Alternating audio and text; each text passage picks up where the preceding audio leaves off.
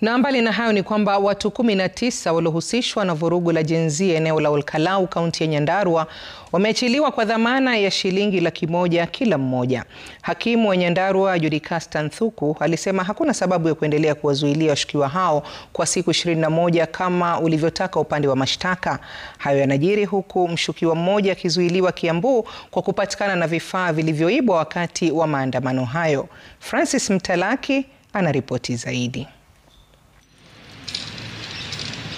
Bidhaa hizi ni mojawapo ya ushahidi ambao maafisa wa polisi Ruiru, kaunti ya Kiambu, wamefanikiwa kupata katika msako unaolenga kutegua kitendawili cha waliohusika katika wezi na uharibifu wa mali kwenye duka la jumla siku ya maandamano. Kamanda wa polisi Kiambu, Doris Kimei, akisema washukiwa 154 wamekamatwa. To anyone who was involved in the mass looting that happened, you have no space. And you will not enjoy the fruits of other people's labor. We will be coming to you and we will get you. We will not relent because this is very unfortunate. Katika kaunti ya Nyandarua, washukiwa 19 wa maandamano ya Gen Z wameachiliwa kwa dhamana ya shilingi 100,000.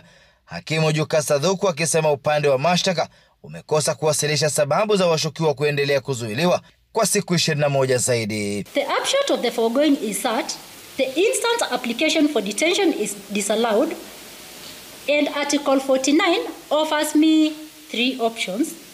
I will exercise the option of releasing the suspects, that is suspect number 1 to 16, then 18 and 19, on a personal bond of 100,000 Kenya shillings each. Mjini Mombasa, wanaharakati wameelezea wasiwasi wao kuhusiana na msururu wa kukamatwa kwa wanaharakati na kukana kuwa wanatumika kufadhili maandamano nchini. Kulingana nao, ni njama ya serikali kuzima sauti za haki.